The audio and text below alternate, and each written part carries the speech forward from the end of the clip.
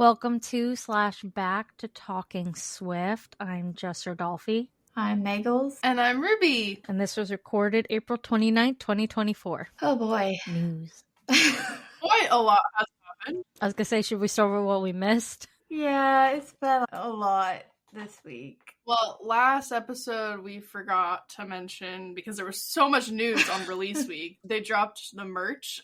Yes, before the album. We forgot about all the merch. I even bought merch and I forgot that happened. I bought so much merch, I'm crying inside. I don't know if I'm going to keep all of it, though. I think I might see if I don't like something and then sell it to somebody else that missed out. Yeah, I love mine, so I'm happy.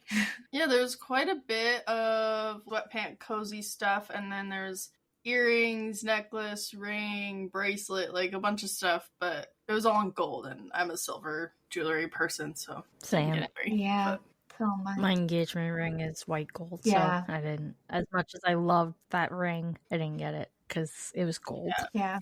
if it was in like white gold or silver, I would have been way more tempted to snag at least one of the pieces of jewelry, because I feel like it's a cute collector's thing, but I just knew I'd never wear it and it would just sit there, and I don't need more jewelry that I don't wear. So. I still haven't worn my friendship bracelet I got from Midnight's. So yeah, if you guys are listening, let us know what merch you got from the drop, or if you missed out, if there's anything you're hoping is going to restock. Because I've seen a few things on the Canadian site get kind of re-added, because they used to be all sold out, and then I'll just choose to scroll on it randomly just to make sure nothing got surprise dropped on me, and I'll see that like some of the items have like random sizes restocked at like weird times. They don't tell you it's there again. I know for a fact that everything was sold out at one point, and then now I'll see like the shorts have like triple XL in stock and then extra small in stock or something like weird like that, you know? It actually looks like the bracelet might be back in stock. Yeah, the bracelet's back in stock in large. But they're not like telling anybody that they're restocking it, so you just kind of have to catch it. Yeah. Keep your eyes out on the store, because they're just randomly restocking certain sizes and stuff. I don't know if maybe it's because people are like canceling, like returning. Maybe. Canceling their orders, maybe? Possibly. It honestly also could be that they just are getting more stuff in. Like they ordered it in advance, but put out for sale what they had, and now as they get more stuff in, they put it back on the site. Yeah. Very true. Yep, I'm happy with my sweatshirt. It's like my new security blanket, so. Yeah, you got it already, right? I'm wearing it. I will say I'm impressed with their timelines for getting certain orders out this time around. Mm-hmm. I know, I got it really fast. I was happy. They were shipping my collector CD orders in reverse order of when I ordered them, though. The ones that I first ordered in February still aren't here, but I already got the one that I bought with the redrop, and they like redropped them all, and I bought all four together. Wow. That one came like really quickly. The other two are still like parcel scanned. Wow. And that's it. So they literally shipped them in reverse.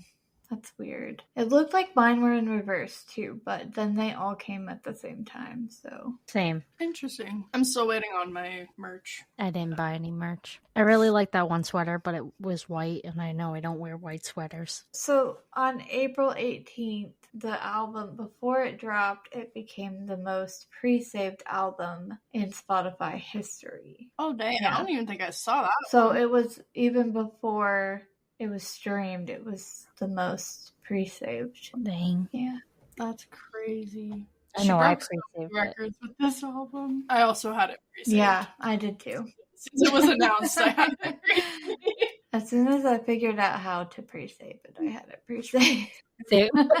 I've never pre-saved an album on Spotify. I've only pre-saved songs, and it was from like when the artist provided a specific link for the pre-save. I've never just searched up the album and found it. It was a little bit different than when I've pre-saved music before. I think. Yeah. Tortured Poets Department became the most streamed album on Amazon Music ever in its first day. There's gonna be a lot of just like naming off record breaking stuff, because I swear every day there's a new record being posted of something else that Tortured Poets blew out of the water. So Yep. So the Black Dog Pub put lyrics of the Black Dog in their window. What did Barnes & Noble do? They put Patti Smith and what's his name? I right. They're on the bottom shelf. It's really hard to see. Yeah, from the Tortured Poets Department song. They put the book by Patti Smith, right? Or something. And then forget the other name. Dylan Thomas and Patti Smith. Thank you. I thought it was Dylan, but I was afraid I was wrong.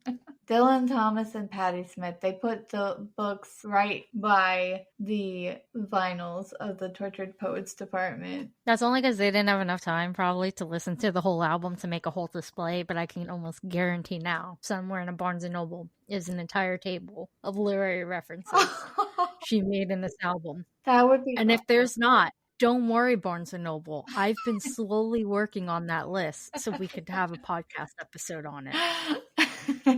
So any Barnes & Noble employees out there, I got you. I'm working on it. And Patti Smith actually... she posted something, like, thanking Taylor. I think she also said that it was, like, an honor to be named beside... Is it Dylan Thomas? Yeah. She said, this is saying I was moved to be mentioned in the company of the great Welsh poet Dylan Thomas. Thank you, Taylor Swift. Okay. So Dylan Thomas is a Welsh poet. Mm-hmm. And she's holding a book of Dylan Thomas's in the picture, in case you didn't see it. Okay. There's a dog on it. Oh. On the book. Are we sure it's not a black dog? I mean, the cover's black and white, so, you know. And then the cardigan dropped. And then the cardigans dropped. A week ago from today. A lot of people have a lot of negative things to say about this cardigan. I've seen like 70-30 of 70% saying that it's too plain and it's boring and like it's their least favorite of all the ones they've dropped. And then I see like 30% saying that they love it because of how versatile it is because it's so plain and neutral. I've been saying more 50-50 myself. Interesting. Yeah. Okay. And then I've also been seeing a lot of people saying that when it arrived, they absolutely love it because it's so comfortable. It's more comfortable than the 1989 one. Yeah, they said it was as comfy as a Speak Now, and it's got the like kind of oversized fit, so they really like it. So I heard that it's plain, and this is just speculation, it's for the patches that people got in their collector's edition. It's so people can put patches on it. Yeah. But do not use heat to apply the patches. It will melt the patch. Sew them on, please. I was going to mention that if you didn't. I was like, wait, before we go further, do not use heat. I was going to say, I have seen a few people put the patches on, and it is really cute, but they're weird sizes to fill in, like, the gaps in the sweater, or in the they put it knitting. In the back, though, and it looked really good. That one looked pretty good, yeah. Personally, if I was I didn't buy the cardigan, but if I did, I would probably put one patch kind of on the chest or whatever. I don't know. As much as I liked them on the back, it just seems weird to put on a cardigan. But I'm not a cardigan wearer, so don't come for me. I'm not either. That's why I don't. I have like one. I don't bother. I'm not a huge knit. Yeah. Wearer, me too. But if I was, I would like this cardigan the most because it's so plain. You wear it everywhere, and it's a neutral color too. People are saying it's plain, but I do like subtle merch a lot more than in your face merch, which is why I jumped on that beige sweater and stuff because it's more subtle. I like subtle merch. I don't like having someone's face just like, I don't know. Yeah, it's good to have both. To have a good mixture of both options in your merch. And I think that she did a lot with this drop. It's a pretty good mixture, I think. I think so too. I think she did a good... Someone did notice, though, that none of the sweatsuit stuff has drawstrings. Yeah, my sweatshirt doesn't have a drawstring. And they're alluding that it... I don't know how to say this. I know how to say it. They are insinuating that if you were to wear it in, say, a psych ward, you would be allowed because it does not have drawstrings, and those are not allowed on the psych ward floor. That was a good way to word it. And I'm a little disappointed she did not release grippy socks. I saw so much concept merch about grippy socks. What are they? I don't even know. They're socks with little grippies on the bottom so that you don't slide. Oh. There, I have some on my desk. Little grippies. These are because they are exfoliating socks. Not supposed to walk in these. You will bust your ass. Trust me. So yeah, that is the general consensus as to why there's no drawstrings, which makes sense, but also kind of annoyed because I really like having the drawstring.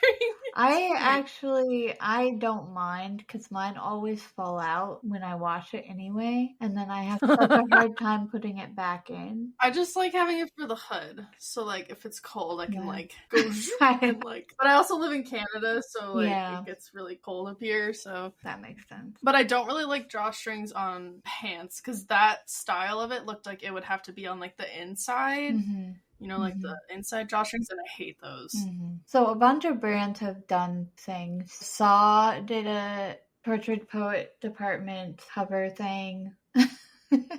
I can't believe I just saw it on their page and I was laughing so hard. I am a really big horror fan. Yeah, me too. When I saw Billy the Puppet, I was like, oh my god. Yeah, but a lot of companies have done that. And I saw Disney did a whole thing. They did a bunch of different movies doing the different covers. I don't remember what it was, but it was funny. But I think I saw like Oreos do it. There are a bunch of brands that have been doing it. Grindr did one. That one was really funny to me. And the KFC. Yep, and Garfield. Oh, the Grindr one, though. Killed me. It took me out. The first time I saw that, I was like, no, they did not. So the Country Music Hall of Fame is including a display of friendship bracelets that Taylor got from fans she sent to the Country Music Hall of Fame, and they're displaying it. It's a lot. It's a lot of bracelets. I love it. I think it looks so cool. Mm-hmm. You just look at that, and that is just scream Swifties. Seeing all those bracelets in one place. Oh, yeah, and then Taylor Swift credited a thanks to Emma Stone for Florida. And I love Emma Stone. Which we're not sure why, but it's a thank Maybe you credit. She like gave her some sort of idea. Yeah, or some kind of something. inspiration. Something she said like inspired it. Yeah, they're really good friends. It just says thanks. Yeah. Reminds me of in Kingdom Hearts 2. Thanks, Nominee. And then on Spotify, it was official. Taylor Swift now owns the 5 biggest single day streams by an album on Spotify. So you've got Tortured Poets first, Midnights was second, Tortured Poets was the second day of streaming of the Tortured Poets. And then you have 1989, Taylor's version, and then the number 5 spot is also Tortured Poets streaming day number 4. That is insane to me. Sorry, Speak Now TV. You got shoved. I'm sorry. 3 out of the 5 of those are streaming days of the Tortured Poets within the first 4 days of it being out. That is insane. I feel like I should pose this question now that we know that. Swifties, are you all okay? do you want to talk about anything in particular? Yeah. You's okay? And then just more ridiculous record breaking. Within less than 48 hours across both consumption and pure sales in the US, it became the number 1 album of 2024. In less than 48 hours! And then within 72 hours of it being out, it became the biggest Billboard 200 debut of her career, biggest streaming debut in Spotify history, biggest streaming debut in Amazon Music history, fastest album to 1 billion streams in history, and Fortnite, featuring Post Malone, had the biggest streaming day for any song in Spotify history. That's crazy. Fortnite has the biggest day because it's the first song, so everybody started with it. Yeah.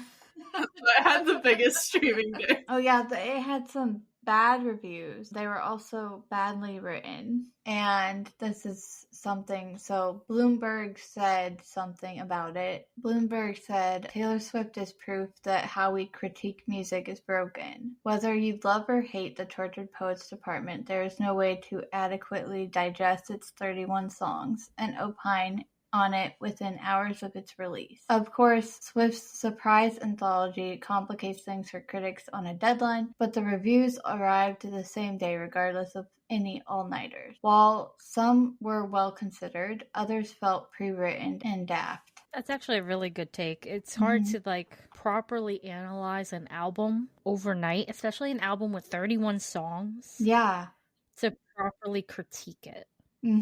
Especially since I didn't know it was going to have 31 songs either. And the fact it came out at like 2 a.m. Yeah. Depending on time zone. And they have deadlines.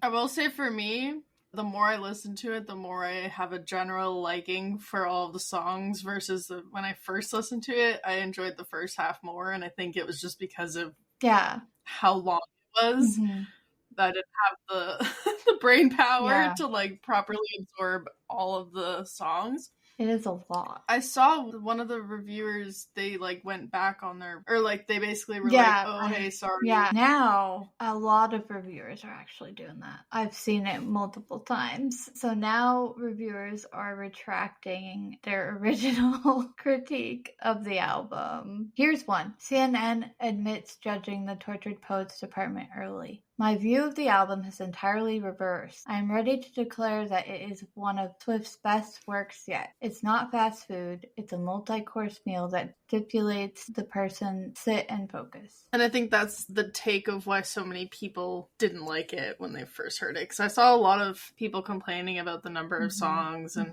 not liking the second half and stuff. And then I've seen a lot of people be like, hey, Taylor, I'm so sorry. I just couldn't process all of the songs at once. I actually do really like the whole album type of thing. I know. Which I kind of had that happen, so. Yeah, same. Yeah. Yeah. I liked the whole thing right away, but it was a lot to take in. And so by the time I finished the whole thing, the first time, I was definitely overstimulated and overwhelmed and really tired. And like, so I couldn't process the last few songs as well. Yeah, no, I agree. I definitely liked, like, I didn't not like any of the songs, but I just remembered that I remembered more and like felt like I enjoyed more of the first half just because it was so much for one evening. But then next on the news, we had Spotify send out their new cards for being the first percentage of streams of the new album. So I saw someone get 0.1%, and I was like, I don't know, it might have been edited, but I saw one that said 0.1%, and I was like, that's insane. Most people I saw got 10, yeah.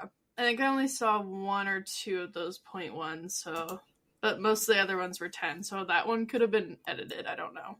But I didn't get one because sadly with my work I couldn't listen until like really late the next day. But and I didn't even get one, even though I pressed play right at the time that it was available. But Spotify crashed for me, so it wouldn't play. So that's I feel like that's why. I still have to get you that clip of me being rickrolled by no.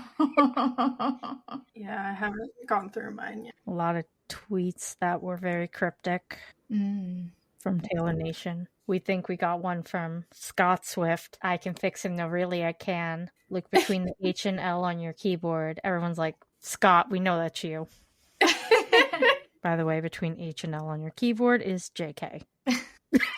Taylor Nation posted this cryptic message on the 24th. I don't even know what day that was. It was Wednesday. It had the Asylum pic from the music video, the yellow dress, Taylor in her yellow dress, her surprise songs, the Karma Cup, the 5 holes in a fence. But so people were speculating this was counting down. Yeah, because then there was the fence's lover. Then it's 1989, and then it was pushing the 3 in the elevator, and then it was the Fearless Vault. It was very cryptic. Yeah, and nothing really came from it. Yeah, maybe we'll know eventually what it means. People were speculating it was counting down to a new music video. Yeah. But nothing came from it. Because wasn't that countdown supposed to be... I forget what day it was supposed to be, but... So, Machine Gun Kelly, after being dared to say 3 mean things about Taylor Swift, he said, You gotta be out of your motherfucking mind if you think I want any smoke with that fan base. Also, Taylor is a saint and very nice to me. So I just thought that was cute. And then Monica Lewinsky quotes "Who's Afraid of Little Old Me" by Taylor Swift. You wouldn't last an hour in the asylum where they raised me, with the picture of her with Bill Clinton. She really did that. Yeah, that was a trend on TikTok and Twitter, and she won. She won, and so did I can't remember which one it was. It was one of the kids from Dance Mom posted the Abby Lee Miller dance school, and everyone's like, "Look, you two win. Like, we get it. You didn't have to go that hard." Yeah, Monica took me out. And then Maddie Healy. So I've seen two things, and I have seen this clip as well, but I've seen another thing about his response. I don't know what the source was on it, so I don't know how accurate it is, but I heard that his team said on the 19th, they said they listened to the album and were happy. They were happy and relieved. Did we all listen to the same album? I saw someone post that they saw that, and then the person was like, so how much, like, how much worse is it actually? Because, like, the fact that they're happy with how it turned out is really concerning. Are they sure they didn't listen to Folklore or Evermore by mistake? It was Tortured Poets? 100%?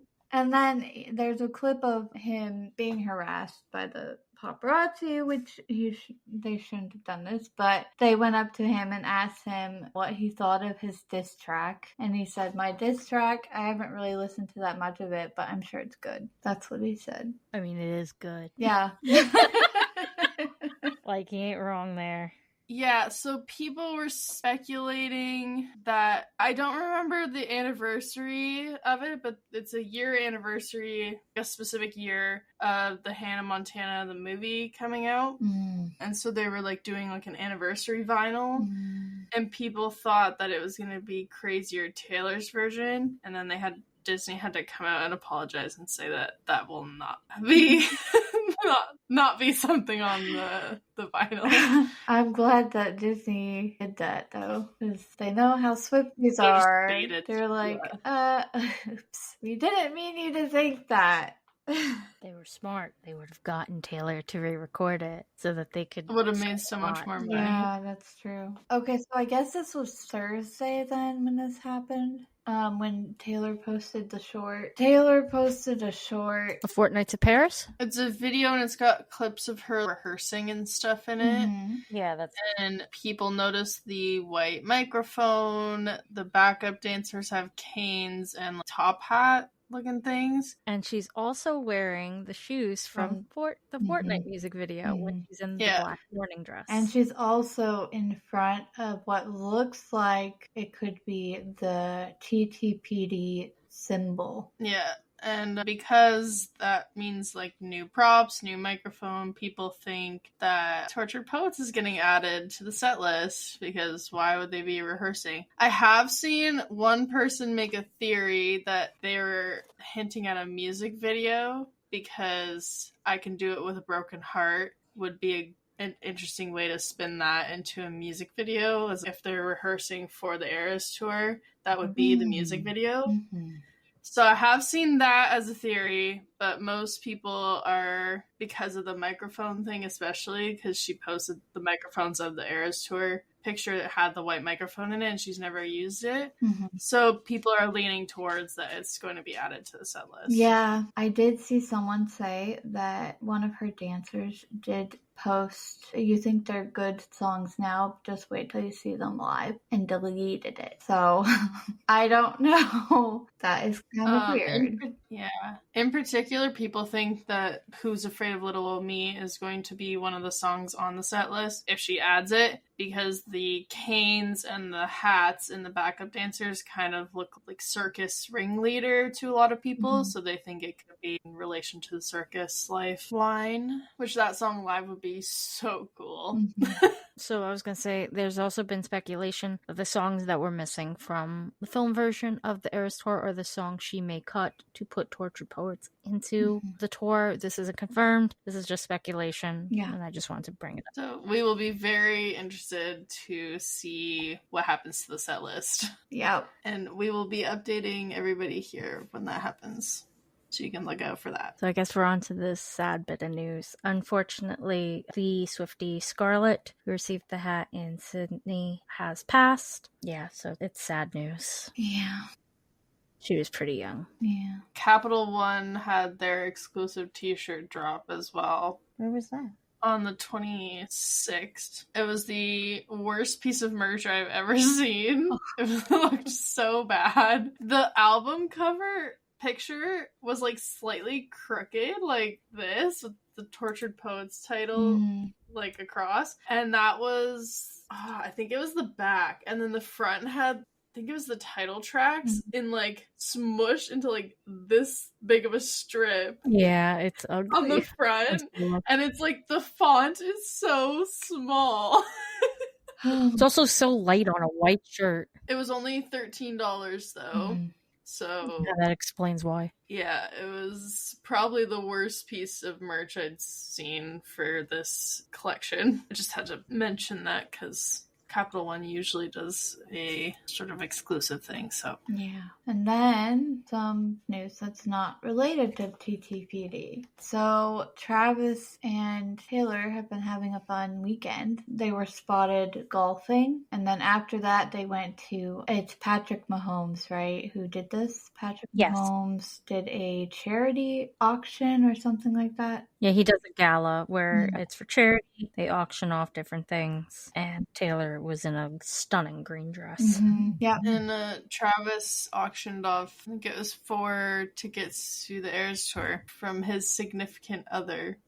People were hatching onto that word. Which I think it's sweet. I like that he called her that, but I'm not jumping to the conclusions that other Swifties are jumping to, because it doesn't mean that. Significant other is just that. It doesn't mean. So someone was just like, they're full-grown adults, maybe calling them boyfriend, girlfriend is like childish to them, so they want to use something more matured. It's also a very gender-neutral way to refer to your partner. That's what I was about to go into too, because like a few years back, it became the thing to call your partner that, your partner or significant other, because it takes the attention off of the gender. And seeing everyone freak out about the significant other and thinking that, oh, that means they're engaged or they're secretly married or whatever, it just makes me kind of sad and be like, just a few years ago. I'm just shaking my head at it. Yeah. But they were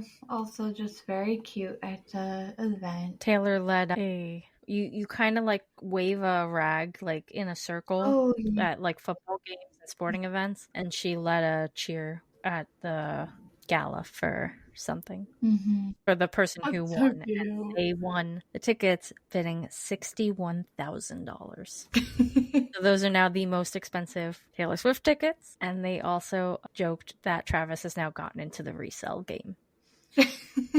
Except he doesn't actually get the money because it's for charity. But exactly. It was for a good cause, so we will allow it. I've been to a few charity auctions, and it's the same. Like, people way overpay for things because they know it's for charity.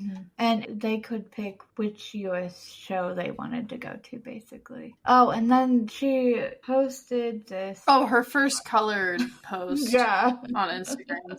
Since the Tortured Poets announcement, it's her first color picture. And some people were like, oh, it's the end of an era. And I'm like, no, I think it's more to start sprinkling color back in so she can post Eras Tour pictures again, because the Eras Tour is coming back.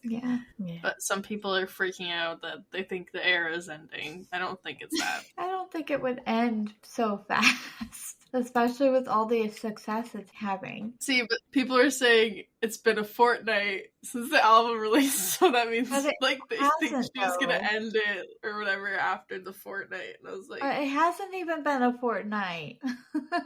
Yeah, I don't know. I saw a lot of people saying that, and I was like, I don't That doesn't really make sense, but if it would have been that, she would have done it on the fortnight afterward. Which would be the 3rd. Yeah, not... Anyways, a lot of people were freaking out about that. But anyway, it was to celebrate 2.6 million... I think it's listens. Oh, so it's from the Tortured Poets becoming the 2nd biggest debut of all time on the Billboard 200 with an astounding 2.61 million units. The only album that beat that out was from Adele. Yeah, it says 2.6 million units, 1.91 million pure. I don't know what that means either. I think maybe it means like digital versus physical. Maybe. I don't know. I don't know sales. I'm not a salesperson, but that's what the 2.6 is. And then she posted another, "What do you mean?" to the Taylor Swift makes historic debut at number 1 on Billboard 200. And some people always knock her down when she's like acting shocked or whatever. They're like, why is she acting so surprised? She's such an actress or something. And it's like, because nobody expects to set those kind of records. Yeah, even though she's Taylor Swift, like that's still big. That's still a big deal, and she gets to celebrate. I also think because this album is, I feel like, different than the others. Yeah. Like, it feels a lot more personal and everything, Yeah. so I feel like she didn't expect it to be as big as some of her other ones. Expecting that. Plus, she didn't do like a whole lot of promo before it either. She did a little bit, and it was just 2 months we knew about it before it came out. It's surprising. Some would argue the most promo for it was like the week of, when they were doing all those like yeah, it was stuff. definitely the week of. And we didn't know about half the album until that night.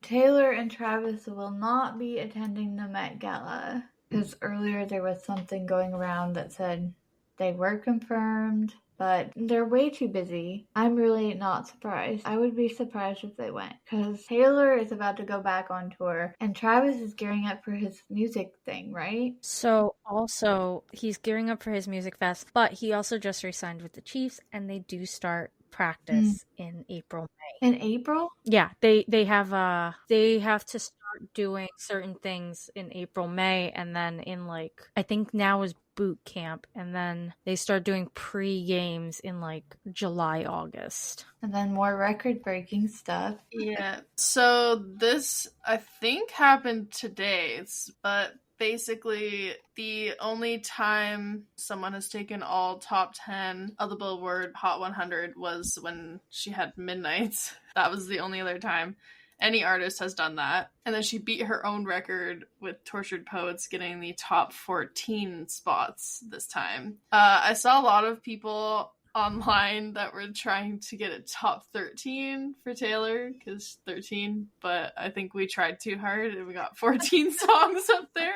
What I'm hearing is we didn't try hard enough to get all 20. All 31. Yeah.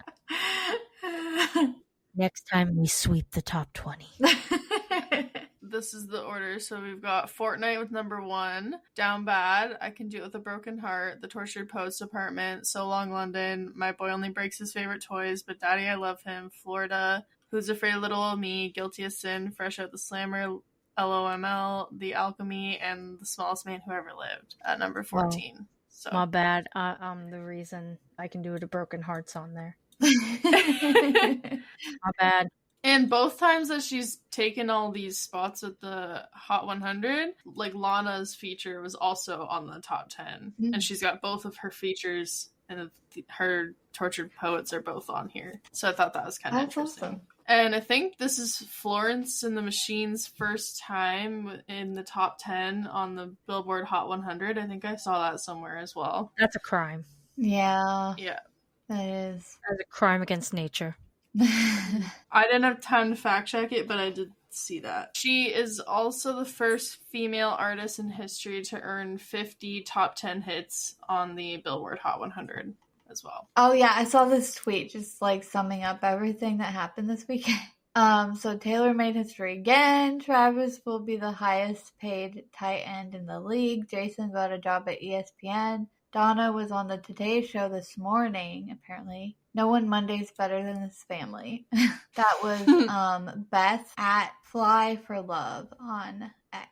Man, I'm gonna have to start watching this show. I don't like Monday Night Countdown. I'm gonna have to start watching it for Jason. Damn it. And then there's another thing that happened with the Black Dog. The owner or someone who worked there. Oh. They did mention that there was someone blonde who frequents there. So Swifties are theorizing that Taylor intentionally put the name and stuff in there so that it would ruin the pub for said person. Because he'd never be able to go there again. Yeah.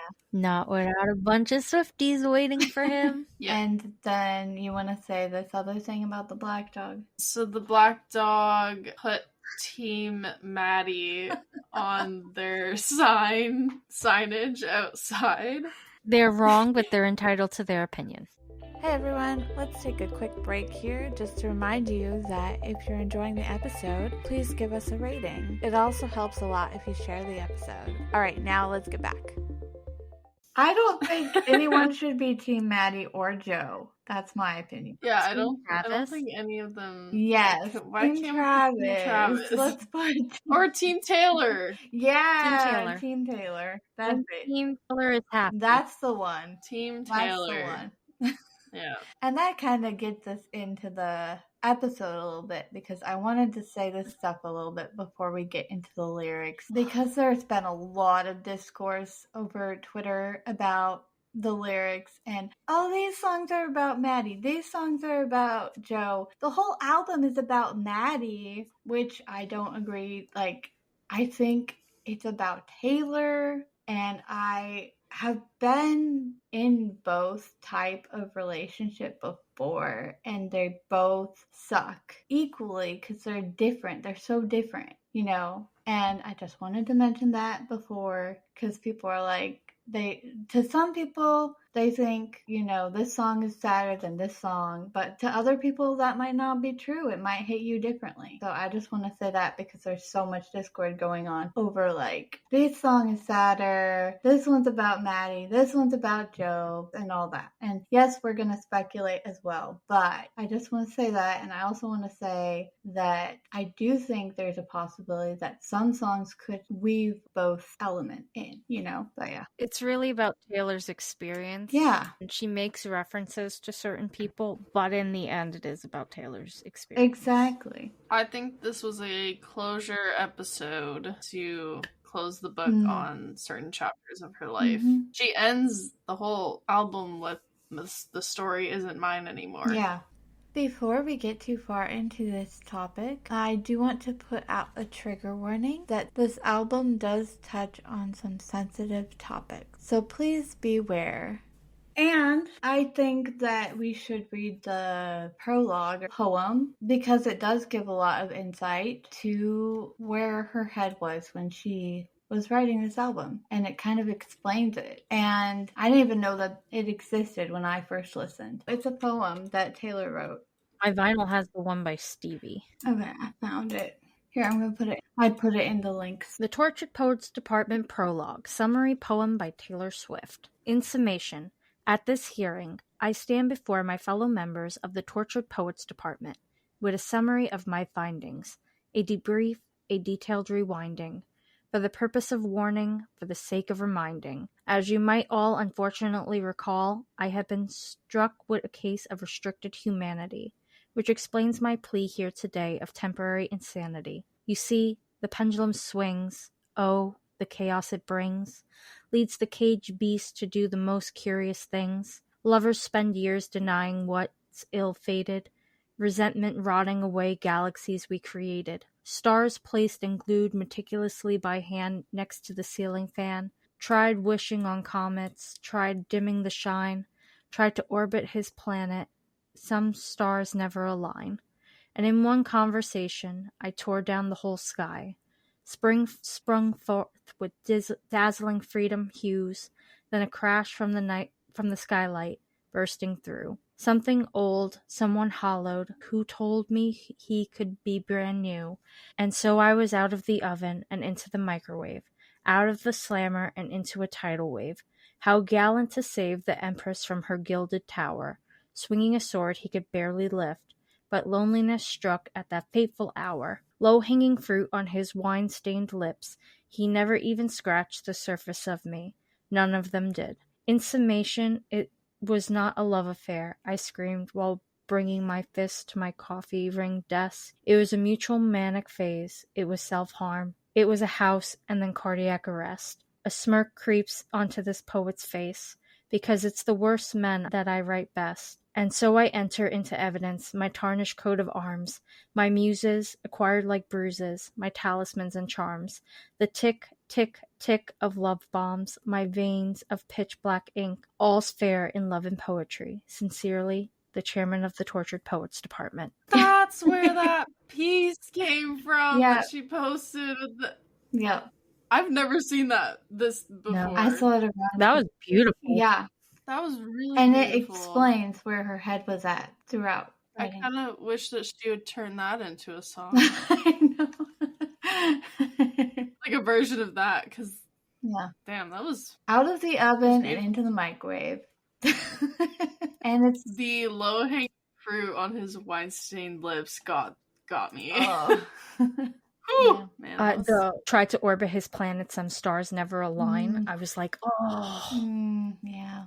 dang. So it is about Taylor Swift. That is who this album is about. And they all impacted her life. And they all impacted this album. And we're going to dive into the lyrics. But before we do that, Rubee, you want to talk about update on our thoughts? Yeah, just if we had... I kind of already said mine. I enjoy more of the album.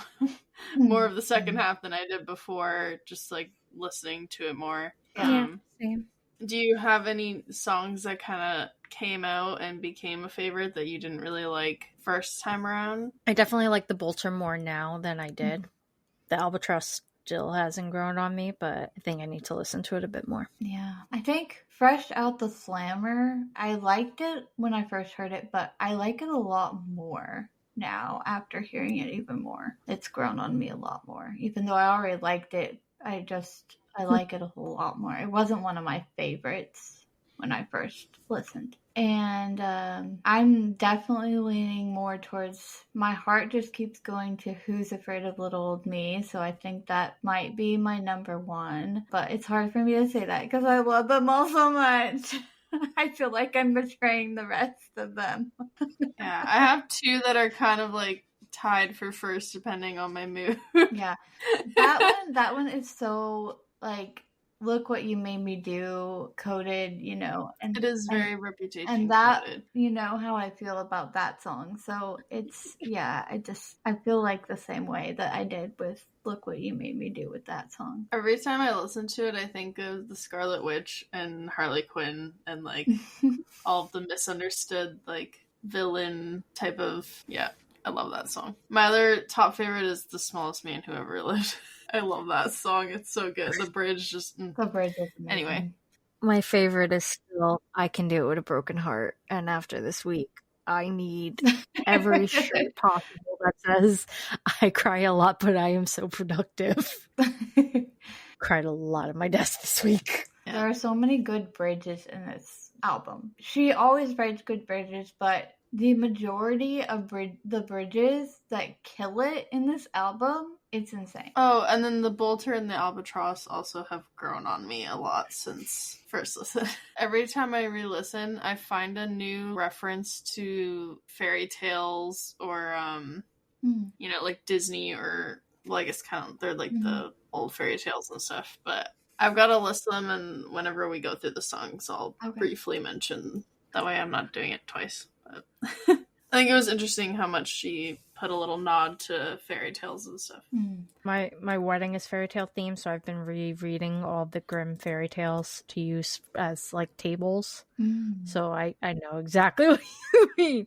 I've been catching little things. I'm like, It's just like one little line, and you're like, if you didn't think too hard, you wouldn't really catch it.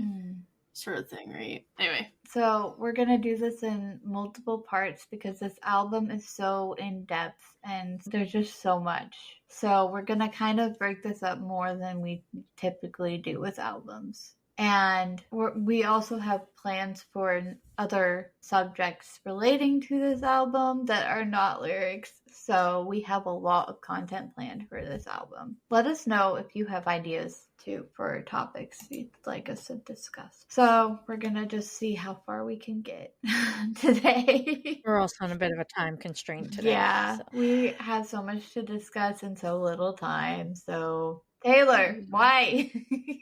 Why'd you give us so much content?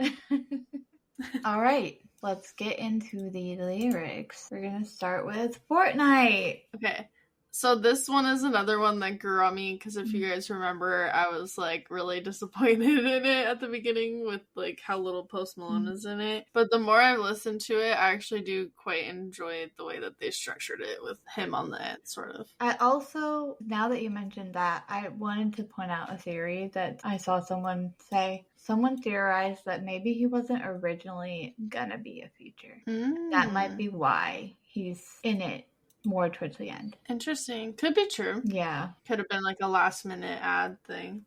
Yeah. But I do like it more the more I've listened to it. Me too, actually, because I liked it the first time I listened to it, but I definitely like it a lot more the more I listen to it too. Because I didn't really get it the first time I listened to it. It was a lot to take in. I still don't really get it fully, but I'm starting to understand bits. Sorry, this is the first time I'm actually like looking at the lyrics. I know, me too.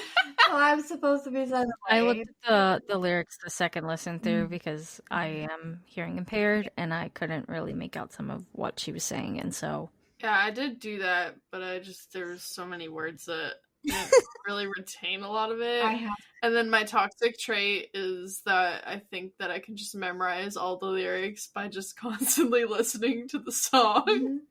Instead of looking up the lyrics. So that's what I've kind of just been doing with the entire album. So I don't actually know all the lyrics. Honestly, I haven't had any time to listen through while looking at the lyrics. I was wanting to watch the lyric videos, but I haven't gotten to it yet. So I heard they're gorgeous. Yeah, I've heard that. I've heard a lot about them, yeah. But anyway, so I was supposed to be sent away, but they forgot to come and get me.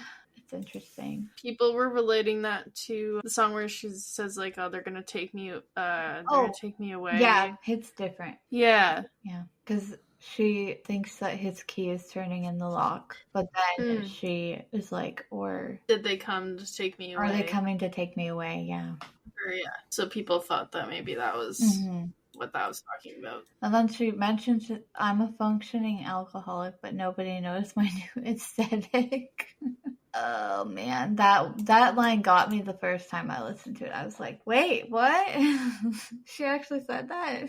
Yeah. The way she just casually drops a lot of really deep and heavy subjects in this album is insane. I forgot to mention something else. I also think this might be one of her funniest albums. That's true too. She's got some really good one-liners and just like unhinged lyrics. Yeah. I mean, we know depressed people are usually very funny. That's true. Anyway. No one's here to blame, but what about your Quiet Treason? I don't know. Wait, Quiet Treason? This is the first time I'm seeing this lyric. I've heard the lyric, but my brain just like hasn't had the time or effort to like think about it any further than the words, so... And then this is the song that has "I Love You, It's Ruining My Life," which is the back of the manuscript, I think. Yeah, which I do love that part. What do you guys think this song means? Do you have theories, Jess? I mean, now you're in my backyard, turned into good neighbors. Your wife waters flowers. Yeah. It gives me the idea of somebody you were in love with, and then you broke up, and then now they are still a big part of your life because you live in the same circles and you have to watch them be happy with someone else. That was the vibe I got. Now you're in my backyard, turned into good neighbors. They couldn't escape each other. Yeah, she wants to help the wife. Yeah, that line got me.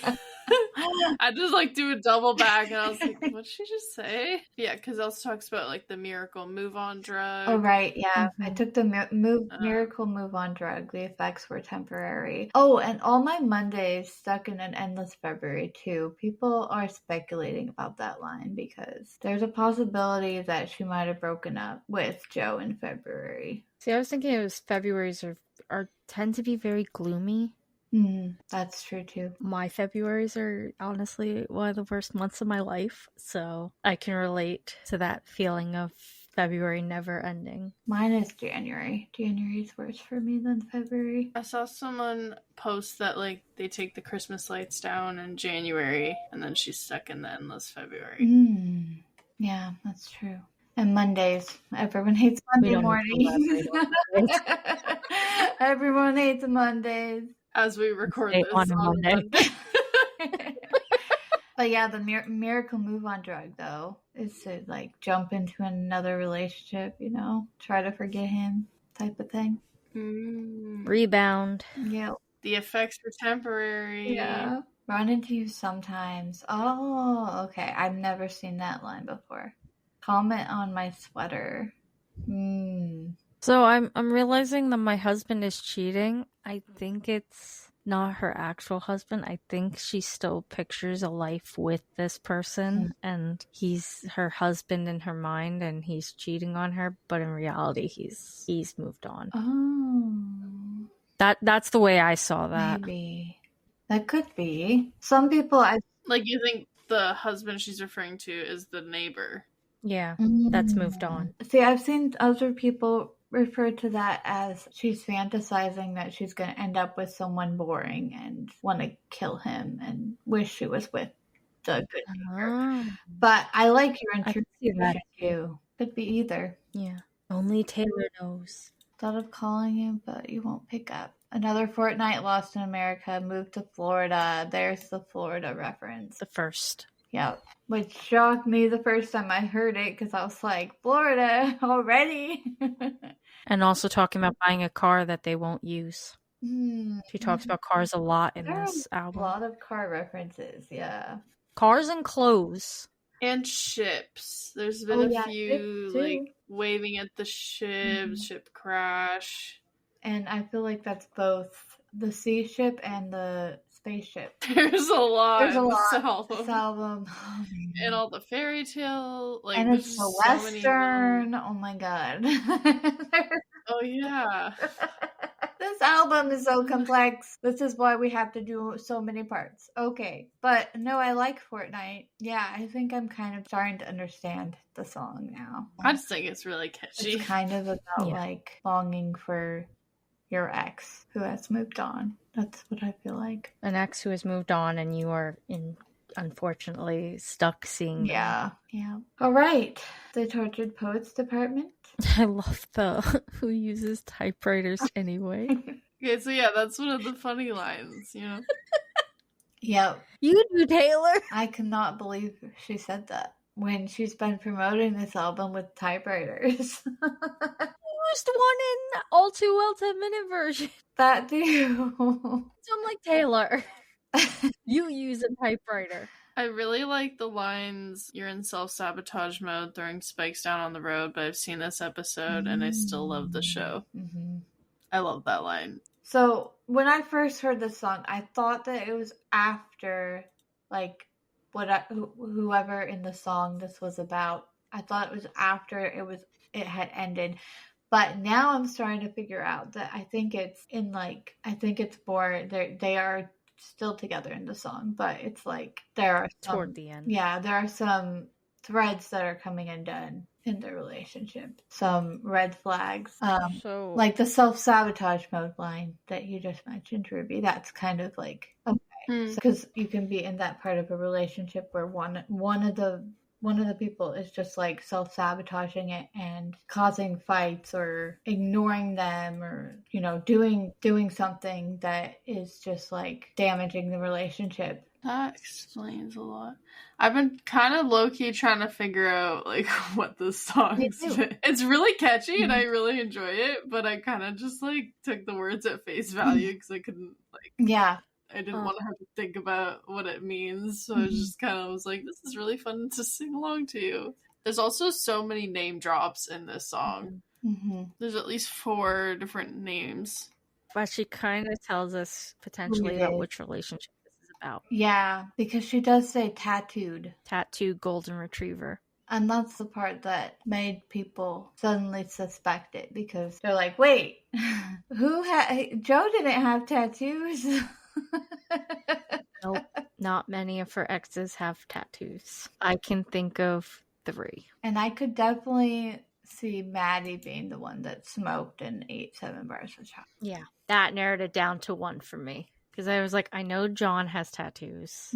I know. I'm thinking who had tattoos while she was with them, not who got tattoos after. Because I know Joe Jonas has gotten tattoos since. He did not have them when he was with her, though. And I know, oh my gosh, it just popped right. And Harry Styles had tattoos. And I would describe him as a golden retriever. But the getting high and eating 7 bars of chocolate kind of screams Matt to me. Harry seems like he would get high. Yeah, me, but not when...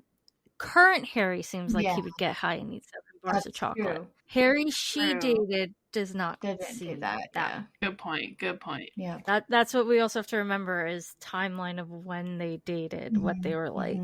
Yeah. And then she name drops Lucy and Jack, which so who's Lucy? I saw people posting Lucy starts with a D. Dacus. Where is this line? Something. It's sometimes I wonder if you're gonna screw this up with me, but you told Lucy you'd Lucy Dacus from Boy Genius. And then she says, and I had to say that to Jack about you, so I felt seen. You told Lucy you'd kill yourself if I ever leave. That line, that seems like kind of Mandy's type of behavior, you know? And I think he's friends with the band Boy Genius, so it would make sense for it to be. Yeah, that line also kind of brings back bad memory for me a little bit. It's a little bit relatable. See, yeah. That's a little bit of a red flag there. Very drastic. And then the whole, at dinner you take my ring off my middle finger and put it on the one people put wedding rings on. That whole part. And that's the closest I've come to my heart exploding. I paused when I first listened and I just went, oh my god. I just thought about, I just pictured that happening. And the implications.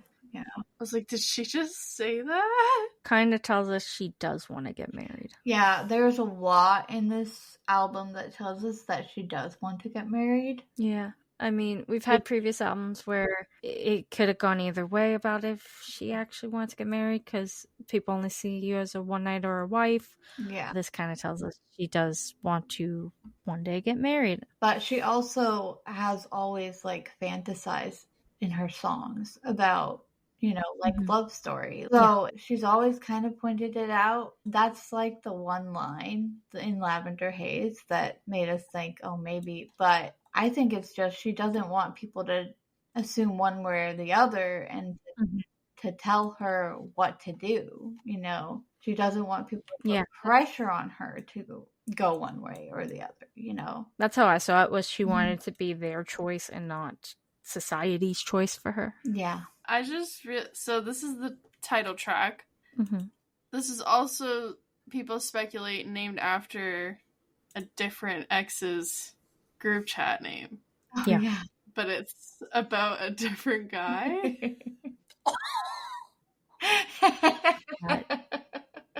That's cold. People were joking that he didn't even get the lead role in his own breakup album. But this is That is also what I forgot to mention in the news, that I've seen 2 reactions from him and they kind of contradict each other. It's supposed to be named after his group chat, and yet she wrote it about a different guy. By the way, the song is on Am I Allowed to Cry? Oh, good. Oh, right. We forgot we were going to do that. Fortnite is on Old Habits Die Screaming. Okay, so this is what I found. So apparently Joe has listened to the album and he is slightly disappointed, but not surprised at all. She didn't really... That's his way of saying, thank you, Taylor. You could have done so much worse. She didn't really trash him or defame him. Joe is not going to react to this, but that's reacting. I think it's really funny that both of the guys said, it's okay. I'm happy with this. It's okay. It's fine.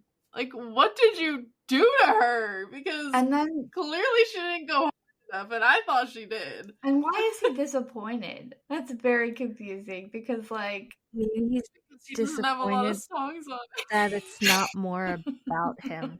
Because then there was also a post about him, how he's moved on and he's dating and he's happy or something like that. His team put that out. And it's like, what? They're really trying to push this. No one asked. Okay, my boy only breaks his favorite toys. So this one's off the I Love You, It's Ruining My Life playlist. I love this song. I really love this song. I remember being surprised that it was as upbeat as it is. I thought it was going to be a slow song. It's really upbeat. It's one of the more upbeat ones, I think, off the entire album. I love the once I fix me, he's gonna miss me. Me too. That's my favorite line. Once I fix me, he's gonna miss me, because that's such a good line. She's gonna fix herself once he's gone. Mm-hmm. There's kind of no point in fixing herself with him. He breaks his favorite toy. Oh, I've never actually paid attention to the beginning before. But here we go again. The voices in his head called the rain to end our days of wild. So it's like gloom. Midnight rain? That's what I was thinking. The sickest army doll. So it's there's a lot. So I've noticed that when she writes about Joe, there's a lot of sad references. It says rivulets to send my plastic smile. Rivulets are small streams, like little baby rivers. I didn't know that. I didn't know what that word was either. She uses a lot of big words in this album. Yeah, I find myself next to a dictionary. I don't know what this means. I feel stupid. But you should have seen him when he first got me. That makes me think of, when you're first at the beginning stages of a relationship and they're putting you up on this pedestal and wooing you type of thing, that's what that line makes me think of. You should have seen him when he first got me. He was putting effort into it. That's kind of what I'm trying to say. See, I read it more as I can fix him, or I'm gonna fix him. You should have seen him when he first got me. I fix him or whatever. Oh, really? That's how I. That's not how I looked at it at all. I looked at it but you should have seen him when he first got me. He acted all happy. He was shiny and he was showing me off and he was taking care of me. Whereas now he broke me. That's how I looked at it. Am I the only one who pictures Sid from Toy Story? Ooh, yeah. Kind of interesting. It gave me especially when he's talking about taking things out of the box and I'm the queen of sandcastles, he destroys. I'm it's giving me very mishmashing toys to make. Left all these broken parts. Mm-hmm. He saw forever, so he smashed it up. Ouch, I didn't know that line was in here. Yeah, it made me picture Sid from Toy Story. Felt more when we played pretend than with all. And specifically that scene with Buzz, when Buzz is Mrs. Nesbit and doesn't have his arm and he's in this depressed state, but he's pretending he's happy. Mm-hmm. It was making me picture Taylor as Mrs. Nesbit. Man. Everything's great. Oh, that's literally what came to my mind when I was thinking about this song, was the Mrs. Nesbit part. Oh. So this is one that Taylor actually explained why she wrote it and everything. And you're right, Meggles. So it says, you should have seen them the first time they saw me. They'll come back to that. They'll get back to that. So it's kind of a song about denial. You can live in this world where there's still hope for a toxic, broken relationship. And it's from the perspective of a child's toy, because they use you up until you break and then they don't want you anymore. Oh God, now it's making me think of that scene in Toy Story when his arm ripped and it's, I don't want to play with you anymore. Yeah. Taylor, how many times did you watch Toy Story and Toy Story 2 when you wrote this? I can relate to this song a lot, so that's one reason I love it so much, and it's really catchy too. Mm-hmm. Okay, Down Bad. I love Down Bad. It's so catchy too. This has become one of my top 5s. I love the song. I wouldn't say it's a top 5 for me, but I do love it. Current top 5, I should say. I think it's kind of a rotating thing. Mm. But I just found myself listening to this one a lot. Sometimes I'll skip to find this one or click this one first when I'm starting to listen to it again. Mm-hmm. So I found it's one that sticks out a little bit more to me than some of the others. So this is another one that she explained. Yes. She said the metaphor is that I was comparing sort of the idea of being like love bombed, where someone rocks your world and dazzles you and then kind of abandons you, as an alien abduction where you were abducted by aliens but you wanted it. Like this girl is abducted by aliens but she wanted to stay with them, and then they drop her off back in her hometown and she's like, wait, no, where are you going? I liked it there. It was weird but it was cool. Come back. And so the girl in the song just felt like, I've just been exposed to a whole different galaxy universe and I didn't know it was possible. How can you just put me back where I was before? It's giving me, oh gosh, illicit affairs. You taught me secret languages I can't speak with anyone else. Okay, so I'm gonna admit, the first couple times I listened to this song, I did not pick up any of the alien stuff. Same. I didn't get it. I had no idea until I saw somebody posted something with UFOs with Down Bad, and I was like, UFOs? What the fuck are they talking about, UFOs? And then I listened to it a little bit more, and I'm like, wait, did she just say beam me up? Beam me up, Scotty? What the heck is it? When I first heard it, I thought it was beat me up. Did you just beat me up? Honestly, I think I was just so focused on we're already on the 4th song, so there's so many other lyrics that I don't think I was paying attention. Yeah. And it's such a vibey slow start that I just think I was really loving her voice and everything, that I didn't really actually retain what she was saying. But it has that it has that it's very it's very dreamy, outer spacey type music. Yeah, at the beginning, now that I know. Pay attention to lyrics all, because I was like, UFOs? What are they talking about, UFOs? So I had a dictionary app open while I was listening to this album. Still miss so much stuff, and I was actively listening because they were like, oh, make sure you have a dictionary, and I was like, okay, and I was like, what? What? Oh man. Oh, this is also one of the did you take all my clothes?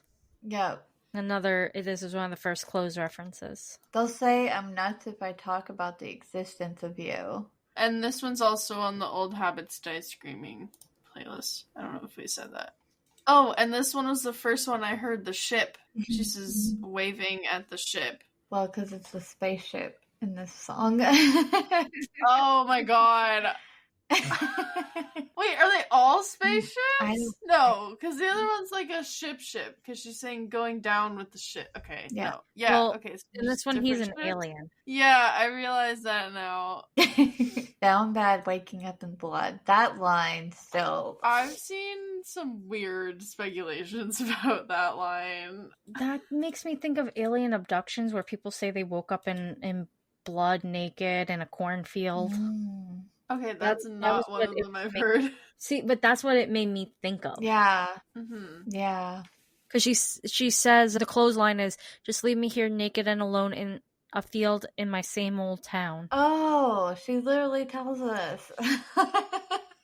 Yeah, because she says, waking up in blood, staring at the sky, come back and pick me up. So she's like, I just woke up outside. After being experimented on. Oh my god. But I've seen a lot of... Now that we just realized that, I was going to say, I saw a lot of people speculating that this was a miscarriage reference. Oh, no. And then I saw somebody else saying the opposite of that. It was her being sad that she woke up with her period because... What? Oh, my god. She wasn't pregnant. People. And I was like, what? They take it too literally. She loves metaphors. I mean, she weaves metaphors. Like, she literally explained this whole song as being a metaphor for an alien abduction. Yeah.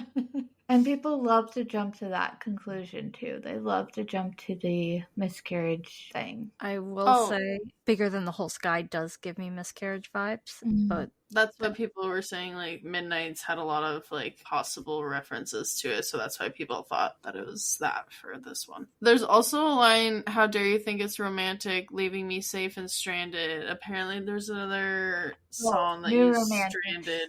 New Romantic. Because in New Romantic, she says... Isn't it romantic? Oh no, she says. I haven't listened to any of her other songs.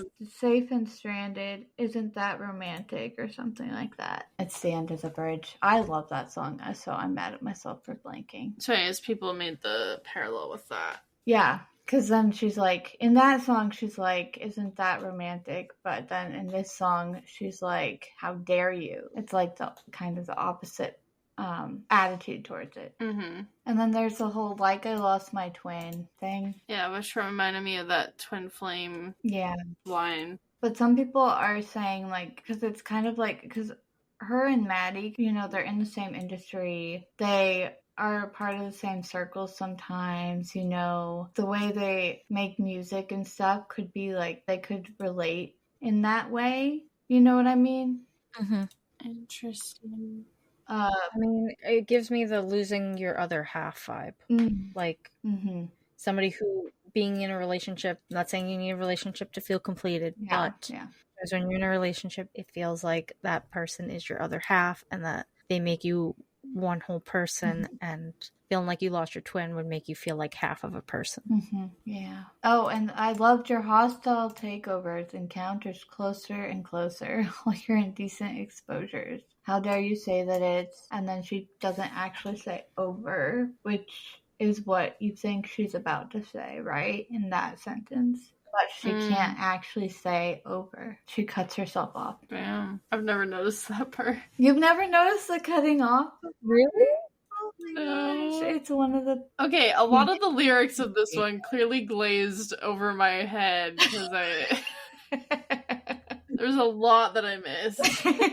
For how much I say that I listened to this song, I clearly didn't actually really pay attention to the words. I kind of was just, I think I was just like singing the words, but not like processing the words. Yeah. You know what I mean? Yeah, I do know what you mean. I was like, ooh, this is a catchy song. Because it's a lot. It's catchy, but it's also super, super layered and deep. And so it takes a lot of work to actually understand all of it. But that's such a clever part. I love that part because it's like, how dare you say that it's... And then she cuts herself off. I need to listen to it again now.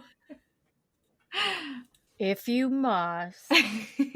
Twisting her arm. I love this song. It's so good. It's so catchy. It really is catchy, but so sad. It's so sad. It's like, I totally understand that feeling of being just love bombed and then ditched. And it's like, wait. It sucks. So that is all we have time for this week because there was a lot of news. But we will definitely pick it up again next week from... And we're going to need a lot of time for song 5. Unfortunately, my work schedule is pretty crazy, so I don't have a ton of time to record, or else we would be doing a longer episode. We'll just have to do more parts. It also means less editing for me, so I'm not mad about it. Buys us time until the Eras Tour. Yeah, the Eras Tour is coming up so fast. And there's a potential set list change. Before we close out the episode, what do you guys think about that? What are your thoughts on it? Because we mentioned it, but we didn't really mention our thoughts on it. I would love to see it live. I'm a little sad that my show would have been before it. I hope she announces more dates. As much as I would also love for her to take a break and take care of herself, I would like a chance to see these songs live. But I will definitely be watching live streams to see them either way. It makes me stressed because if she does change the set list and add them, that means it's going to be that much harder to find tickets for the Canadian shows. And I'm already struggling very much trying to get tickets. So that just makes me all sad because I'm like, ugh, that means I'm probably not going to get tickets. Because everyone's going to want to see the new set list and it's going to make a lot of people... Anyway. I was just wondering if I could talk my bridal party into doing an Eras tour. Going to Canada. Bachelorette party, that's the word. We'll pick yous up. It'll be fun. I'm not saying no to that. But I would love to even just see like videos of the choreography and like what she decides to do with the songs. Because there's some songs that would be a really cool performance. I feel like it and I'd be excited to see which songs she chooses to add. Yeah. As well, because that'll say a lot. There's so many. But there's some that I think would be really good performance, like just stage-wise. So I'm really excited. I hope she does add them, just because... Yeah. I feel like she kind of she doesn't have to, but like, you release a brand new album mid-tour... And then you're not going to talk about it or mention it for the rest of the tour. That would seem weird. And with the microphone and everything else, I think it'll happen. Yeah. Which makes me sad because I don't have tickets yet. So if it does happen, it's going to be much harder to get tickets. Because everyone that's already gone is going to want to go again because it's going to be a completely different show. Or at least a good chunk of them. Not everybody. Maybe she'll add dates. I have a feeling she will. Especially if she adds this. You know, if she changes the set list with only so much of the tour left, I feel like she's going to add dates. But more Canadian dates, please. Yes, more Canadian. Thank you so much for listening. And we will definitely dive more into the Tortured Poets department. Such an incredible experience, this album. Yeah, definitely join our Discord so that you can stay up to date on everything very easily and also connect with us whenever. So, yeah, and we'll talk to you again next week. Bye!